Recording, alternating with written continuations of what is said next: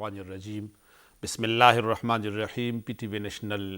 پېښور حي علی الفلاح په پروګرام کې نیغ په نیغه موږ تاسو سره حاضر یو. امید دی چې ان شاء الله ټول به د صحت په جامه باندې روغ رمټ او صحیح سلامت یې. د قرآن عظیم الشان د تمامو سورتونو د خلاصې کومه سلسله کومه کړۍ چې روانه ده نن د هغې په سلسله کې د 19 نمبر سورت د سورت بني اسرائیل چې دا په 15مه سپاره کې موجود دی، نن به د هغې خلاصه ستاسو په وړاندې اږدو. الله رب العزت جل وعلا دې موږ او تاسو ټولو ته په قرآن باندې عمل کولو کوشش الله تبارک وتعالی عمل کولو الله طاقت او توفیق الله نصیب وګرځي. سورت بني اسرائیل دا په 12 رکوع باندې مشتمله ده. 12 رکوع دي په دې کې او په دې کې 111 آیاتونه په دې کې موجود دي. سورت بني اسرائیل ته سورت اسراء هم ویلی شي. د اسراء معنی دا سفر کول، د شپې په وخت کې سفر کولو ته اسراء ویلی شي. نو د صورت بني اسرائیل ته اسراء هم ویلی شي چونکې په دې کې د حضور سرور کائنات امام الانبیاء احمد مجتبی جناب محمد رسول الله صلی الله علیه وسلم هغه عظیمه معجزه چې معجزه معراج ورته ویلی شي هغه ذکر په دې کې موجود دی. نو دې وجې نه ورته صورت اسراء هم ویلی شي. دې ته صورت سبحان هم ویلی شي. د سبحان معنی دا پاکی، د سبحان معنی د پاکی، نو دی دا صورت سبحان هم ویلی شي او صورت بني اسرائیل هم ورته وایي. صورت بني اسرائیل د اسرائیل دا د حضرت یعقوب علیه السلام د هغوی مبارکو لقب دی او د هغوی کم اولاد دی هغه ټول بني اسرائیل دي. چونکې په دې کې د بني اسرائیلو مفصل بیان هم شوی دی د هغې د عروج، د هغې د زوال، د هغې د ذلت، د هغې د عزت، د هغې د شرف، د هغې د تمامو معاملاتو او د هغې د هغه زندګۍ تیرولو چې کوم اصول او قواعدو هغه هم په دې کې بیان دي. نو دې وجې نه ورته صورت بني اسرائیل ویلی شي. صورت بني اسرائیل چې کوم مرکزي مضمون دی نو هغه د الله د توحید نه تاویږي را تاویږي چې هغې کې د الله رب العزت جل وعلا د توحید د ثابتولو کوشش شوی دی. چونکې دا مکی صورت دی او مکی تمامو صورتونو کې د توحید په حوالې سره ډېر زور وړلی شوی دی. دویم نمبر د دې مرکزي چې کوم مضمون دی هغه د رسول الله صلی الله علیه و آله وسلم مبارک رسالت دی او بیا دریم نمبر مرکزي چې کوم د دې مضمون دی نو هغه د ورځ د قیامت په آخرت باندې د سزا او د جزا په حوالې سره کمې خبرې او کم اصول او کم قواعد دي هغه په صورت بني اسرائیل کې الله تبارک وتعالی جل وعلا بیان کړي دي. اولنې د دې آیات سبحان الذي اسرا بعبده لیلا من المسجد الحرام الى المسجد الاقصى. لومبنۍ آیات مبارک دا د حضور پاک سرور کائنات صلی الله علیه وسلم دغه عظیم معجزې چې هغې بیان په دې کې شوی دی د معراج. ربي علیه الصلاة وسلام 12 کاله هغې محنت او کوشش او توحید او دغه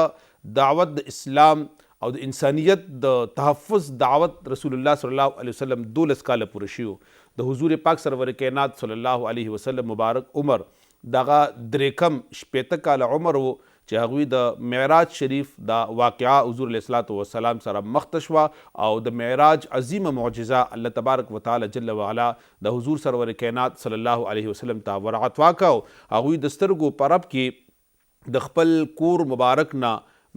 بیت الله شریف ته، د بیت الله شریف نه بیت المقدس شریف ته، د بیت المقدس نه لامکان ته او د الله تبارک وتعالی سره مناجات او ملاقات دا تمام تفصیل دا په صورت بني اسرائیل کې چې صورت اسراء ورته وایي په 15مه سپاره کې هغې کې دا موجود دی او دا د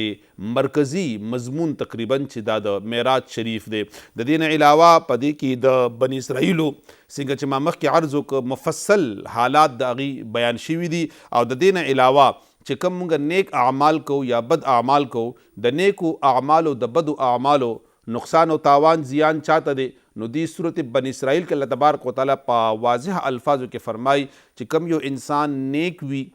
نیکی کوي،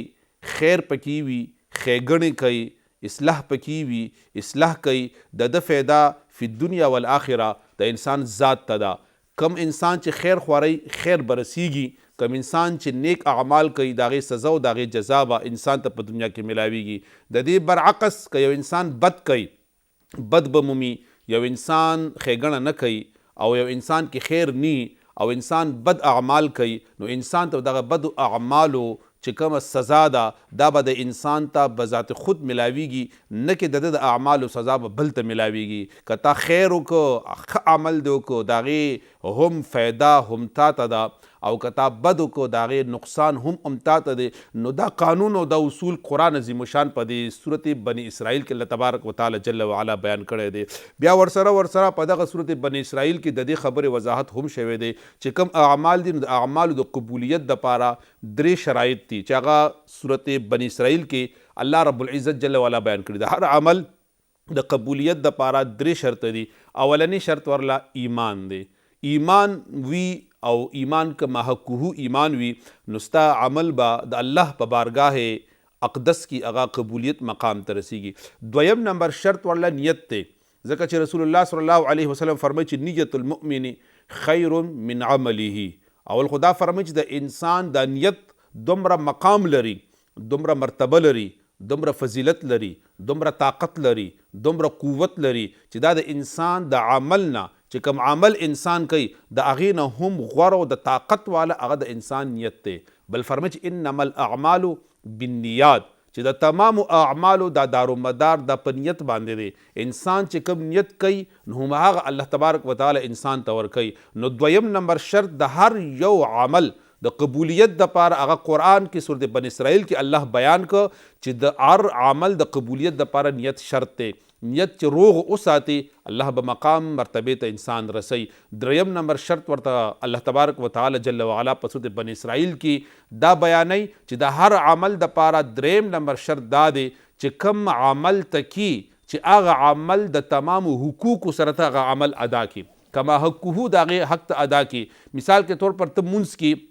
نو د مونځ چې کم شرایط دي هغه شرایط اندرونی شرایط یا بیرونی شرایط څومره شرایط دي د هغې خپل حق دی، هغه حق سره ته مونځ ادا کړې نو ستا مونځ به د قبولیت مقام ته ورسي. مثال ته روژه نیسي او رمضان المبارک دی، الله دې زموږ او ستاسو نصیب وګرځوي انشاءالله العزیز. 2 میاشتې بعد رمضان المبارک ښایسته ښکلې هغه نوراني لمحات را روان دي، الله دې زموږ او ستاسو د ټولو نصیب وګرځوي. مثال ته روژه نیسي د روژې به کما حق ادا کړې، دغه رنګ ته زکات ورکړې، صدقه کې چا سره خیر ښېګڼه کې نو هغې به ته کما حق ادا کړې. او دا ګورې قانون هم دی، قانون قدرت دی. هر کله چې یو انسان خپل عمل سره مخلص شي الله رب العزت جل وعلا فی الدنیا والآخرة انسان ته مقام مرتبه ورکوي. او بیا خلک هم وایي چې او یره واقعي دا فلانې کس چې کم دی دا مخلصه دی، دا څه وجه هغه خپل عمل سره مخلصه وي. نو دا 3 چې کم شرایط دي لوی مضبوط بنیادی شرایط قرآن بیان کړي دي. اول ایمان دی، الحمدلله الله دې زموږ او ستاسو باندې استقامت نصیب وګرځوي. موږ ایمان شته الحمدلله.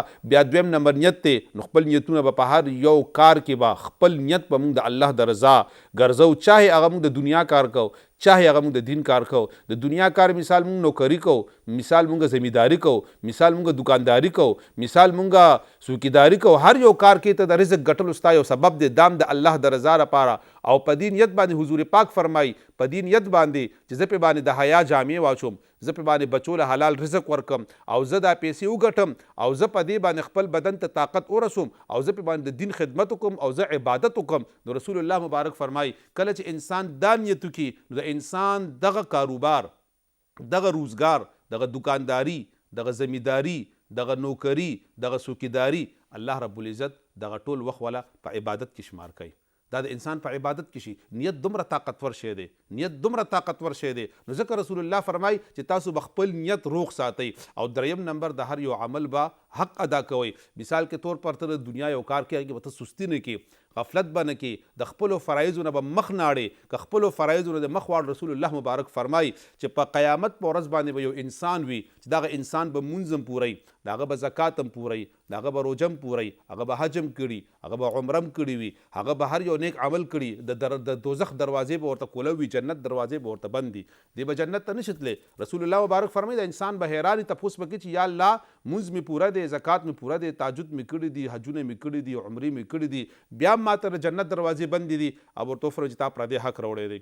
پردی حق دی راوړی دی. الله تبارک وتعالی فرمایي چې زما بندګانو خپل حق مې که خوښه شي درته بیا معاف کړم، پردی حق درته نه معاف کومه. څه مې راوړي دي؟ تا کوتاهي په فرایضو کې کړې ده، ستا کم کار و هغې کې تا کوتاهي کړې ده، یا د پردی مال خوړلی دی، یا د پردی پیسې خوړلې دي یا د پردی ځمکه لاندې کړې ده څه یا تا پردی غیبت کړی دی یا د بل بې حرمتي کړې ده نو دا تا پردی حق ځان سره راوړی دی لہذا تر څو پورې چې دغه انسان تا ته دلته کې معافي نه کړي تر هغه وخته پورې ته چې کوم د جنت ته نشي تللی نو بیا به دا انسان هغه انسان سره ملو شي چې ملو شي نو بیا چې کله ملو شي نو هغه به ترنه بیا د دې په بدل کې نیکیانې غواړي چې مال خپلې نیکیانې راکا که د سره نیکیانې به ترنه اخلي حضور علیه صلات وسلام فرمای چې د انسان سره به نیکیانې ختم شي ده به دومره غیبت کړي دومره به دروغ ویلي دومره به په خپلو فرایضو کې کوتاهي کړي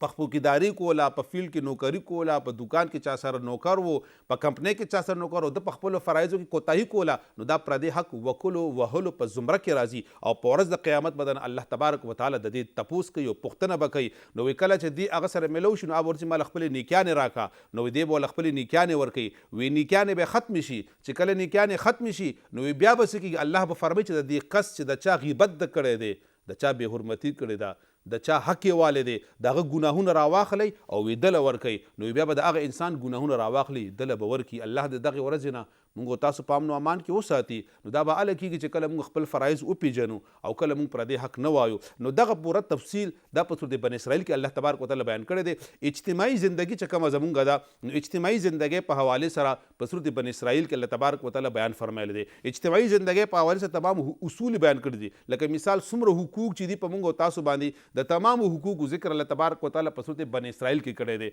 او بیا چې کوم سختۍ سره الله تبارک وتعالی جل وعلا د اجتماعي چې کومه زندگی ده او هغه نقصاني کیږي هغه د فضول خرچي نو د فضول خرچې په حوالې سره الله رب العزت جل صورت بن اسرائیل کې سخت الله تبارک وتعالی جل وعلا فرمایلی تنبیه فرمایلی ده چې تاسو به فضول خرچي نه کوئ کوم سړی چې فضول خرچي کوي نو هغه انسان بیا اعتدال سره نه پاتې کیږي نو په دې کې اجتماعي زندګۍ د تیرولو چې کوم اصول دي هغه اصولو سره سره د فضول خرچۍ نه ځان بچ کول بیان دي بیا میانه روي هغې خپل کول چې کوم دی نو په دې کې بیان دي خیر الامور اوسطها په تمام امورو کې فی دنیا والآخره که د دنیا معاملات دي نو هم پکې درمیاني اوسط پکار دی دا نه چې ته یو شپه راپاڅېږه 50 رکاته مونځ وکړه او بیا بالکل مونځ مه کوه نه 2 رکاته کوه روزانه کوه یو آیات وایا روزانه وایا خپل مونځ روزانه کوه دا اوسط دا خیر الامور اوسطها په دې باندې چې ته لږي صدقه ورکوه روزانه ورکوه لږ کار کوه نیک کار لږ کوه خو هر وخت یې کوه دا نه چې په یو ځای مونږ ښه ډېر نیک کار وکړو او بیا ورته مونږ شا کړو لکه مونږ رمضان مبارک کې قرآن راغستی وي 3 ختمه وکړو 10 ختمه وکړو 15 ختمه وکړو او بیا چې رمضان تیر شي نو بیا مونږ قرآن وروستو وغورځو او بیا ثابت کال مونږ قرآن نه راخلو نو دا بیا اسلام نه شو دې باندې بیا ته خلاصېږي نه رمضان کې مونږ خپل 15 وخته مونځ کوو او چې رمضان کله تیر شي بیا مونږ مونځ نه پیژنو جمعات نه پیژنو نو په دې باندې خلاصېږي نه دا خیر الامور اوسطها نه دی نه الله رب العزت ذات هغه چې هغه استقامت خوښوي یاد به ساتئ چې 3 شیزونه دا د کامیابو خلکو نښه ده یو استقامت تاسو راواخلی تاریخ د انسانیت راواخلی د آدم علیه السلام نه راونیسه تر عیسی علیه السلام پورې د حضور پاک پورې د خلفای راشدین پورې سیاستدانانو ګورئ ډاکټرانو ګورئ څومره چې د دنیا کامیاب ترین خلک دی او څوک په لیست باندې موجود دی او دنیا به ختم شي تر دنیا ختمېدو پورې د هغوی نوم چې کله ژوندی دی نو 3 خبرو د وجې ژوندی دی دا 3 خبرې به خپلې کوي الله به درله مقام درکړي اولنی استقامت دا صورت بن اسرائیل کې الله بیان کړی دی استقامت انسان مقام ته رسوي دویم نمبر اخلاص چې در کې موجود وي کله به ناکام نشي دریم نمبر د هر قسم حالاتو مقابله کول انبیا وګورئ که نه څومره د سختو حالاتو مقابله کړې ده صحابه وګورئ چې کم کامیاب خلک دي د هغې تاریخ وګورئ د مشکلاتو مقابله کړې ده موږ مسلمانان یو الحمدلله نو موږ ته زموږ تاریخ ته موږ وارثان یو د هغه خلکو چې چا هر قسمه تکلیف برداشت کړی دی موږ به غربت هم برداشت کوو تکلیف به هم برداشت کوو بیماري هم برداشت کوو الله د الله رسول هغه سره تعلق او نسبت به نه پرېږدو مسلمانانو راځي چې په شریکه باندې خپله معاشره جوړه کړو په شریکه باندې خپل کور جوړ کړو شروع به د خپل ځان نه وکړو اول به خپل ځان او خپله قبله سیده کړو بیا به ورسره خپل بچي خپل کور او بیا خپله ټوله معاشره دا ټولې معاشرې ښایست او ښکلا زو ته یو که زو ته ښایسته شو معاشره به ښایسته شي الله دې موږ تاسو همیشه دپاره ښایسته ولري تر بل پروګرام پورې خپل قربه مفتی عتیق الله ته اجازت ورکوي د لوی الله په امان السلام علیکم ورحمة الله وبرکاته